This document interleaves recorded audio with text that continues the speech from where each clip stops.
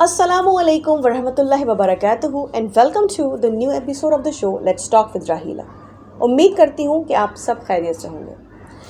ज़िंदगी की एक नई सुबह, एक नया दिन, नए हालात, नए वाक़यात और नए चैलेंजेस के साथ हम सब ने अपनी ज़िंदगी में कुछ गोल सेट किए होते हैं, कुछ स्टैंडर्ड्स बनाए होते हैं और फिर हम सारी ज़िंदगी उन्हीं स्टैंडर्ड्स के लिए सेक्रीफाइस करते हैं और यही माइंडसेट हमारे बच्चों में कन्वर्ट होता है. आज हम बात करने वाले हैं 50 सालों में सबसे ज़्यादा डिस्कस किए जाने वाला टॉपिक, स्पेशली हमारे कॉन्टिनेंट इंडो पाक में, how to major your success.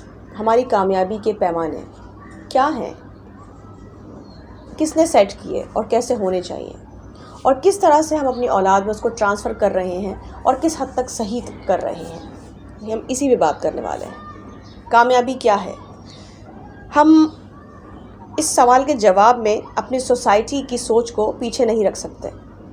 हमारे कामयाबी के स्टैंडर्ड्स, अगर आज उसकी सिंपलेस्ट डेफिनेशन की जाए तो एक बड़ा घर, एक बड़ी चमकती गाड़ी और बैंक बैलेंस. हम आज उन्हीं लोगों के साथ गैदरिंग्स में बैठना पसंद करते हैं जो कि हमारे स्टैंडर्ड्स के मुताबिक हो, चाहे वो हमारे कितने ही करीबी रिलेटिव्स में भी क्यों ना आ जाएं, लेकिन हम उनको प्रायोरिटी नहीं देते क्योंकि हमारे स्टैंडर्ड्स अब वो नहीं रहे. हमारी कामयाबी के जो मेजरमेंट्स हैं अब, वो luxuries, in simple words, materialistic हो चुके हैं. हमारे अंदर का इंसान मटेरियलिस्टिक हो चुका है, पत्थरों और सीमेंट का हो चुका है. उसे मोहब्बत पत्थरों से है, उसे जो इत्मीनान है वो पैसे से है. ज़रूरत, लग्जरीज़ अब ज़रूरत बन चुकी है. ये हमारे पैमाने हैं. क्या ये पैमाने दुरुस्त हैं? हम कैसे किसी की कामयाबी का अंदाज़ा लगा सकते हैं? मुझे आप ये बताइए. कैसे? हमने किसी की बड़ी गाड़ी देखी, उसकी शोहरत देखी, उसका चर्चा देखा कि जी बड़े पैसे वाला है तो ये कामयाब है. यानी ये गोल हमने सेट कर लिया कि ये बड़े पैसे वाला है और ये कामयाब है. आपको मैं बताऊं, बड़े बड़े लोग उतरते देखे, बड़े बड़े लोग देखे जो अपने एस्कॉर्ट्स के साथ, अपने बॉडीगार्ड्स के साथ आ रहे होते हैं. कभी उनका इंटरव्यू लिया जाए तो पता चलता है कि उनमें कितनी कमियां हैं, वो कितने खोखले हैं और वो कहते हैं कि नहीं, अभी ज़िंदगी में बहुत खाली है.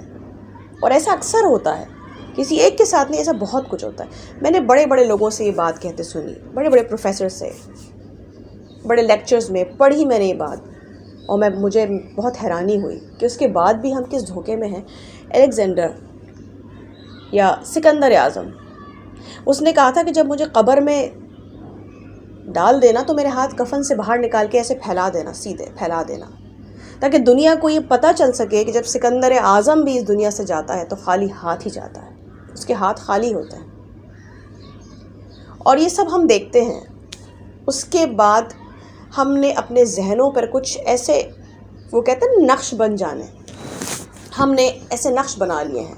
हमारे सेटिस्फेक्शन लेवल, हमारा सुकून, वो सब एक तरफ, और हमारा जो लग्जरीज़ और मटेरियलिस्टिक जो एक नज़रिया, क्या ज़रूरत, क्या उससे भी बढ़कर वो एक तरफ, वो उन सब पे हावी हो जाता है. और यही सोच आज हम अपने बच्चों में सुबह शाम ट्रांसफ़र कर रहे होते हैं, ये कहकर एक छोटी सी बात पर, अच्छा तुम्हारे ग्रेड्स अगर अच्छे नहीं लाओगे तो तुम्हें अच्छी जॉब नहीं मिलेगी, तो तुम ज़िंदगी कैसे गुजारोगे? तुम्हें क्या बेगर बनना है? बेटा आप क्या बनोगे? आप ज़िंदगी में क्या कर पाओगे? ये बहुत एक छोटी सी सोच है जो एक हर माँ बाप अपने घर में अपने बच्चों से ट्रांसफ़र कर रहे होते हैं. आप मुझे बताएं, हम उनके लिए, हम उनको सिर्फ एक कहना चाहिए है कि एक रेस में डाल रहे हैं कि बस तुमने दौड़ना है, ना यहाँ देखना है ना वहाँ देखना है, तुम्हें बस दौड़ना है. वो सामने कुछ लगा है, बस वो तुम्हें हाथ लगा के पाना है और तुम्हें वापस आना है. फिर उस रेस में चाहे कोई गिर जाए, शायद किसी को ठोकर लग जाए, कोई कुचला जाए, कोई गिर जाए, तुम्हारे आस पास दाएं बाएं कोई भी हो, तुम्हें कुछ नहीं देखना. हम अपने बच्चों को उस रेस में डाल रहे हैं. अब आप इत्मीनान से बैठ के सोचिए कि क्या ये सही है? क्योंकि हमारे पास अनफॉर्चुनेटली अब सोचने का टाइम नहीं रहा. हम सोचते भी नहीं हैं, हम तो बस दूसरे को देखते हैं, उससे इंस्पायर होते हैं और उस पर काम शुरू करते हैं. ہم نہیں سوچتے، ضروری نہیں جو چیز اس کے لیے صحیح ہو وہ چیز میرے لیے صحیح ہو. ذرا سوچئے، ذرا ٹھہریے، ذرا وقت نکالیے.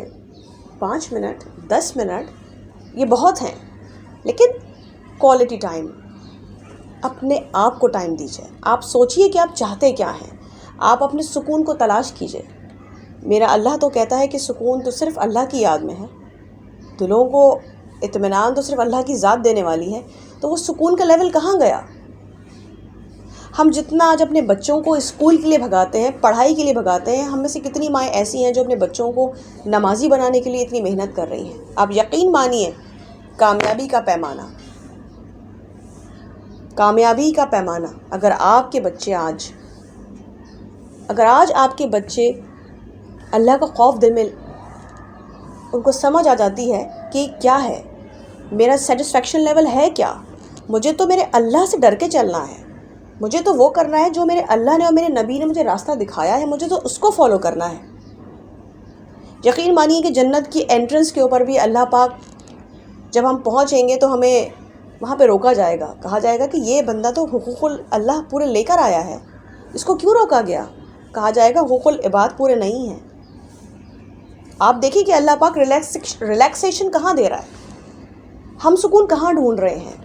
تو ہمیں بچوں کو کیا سوچ دینی ہے کہ سکون، سیٹسفیکشن لیول کہاں ہے؟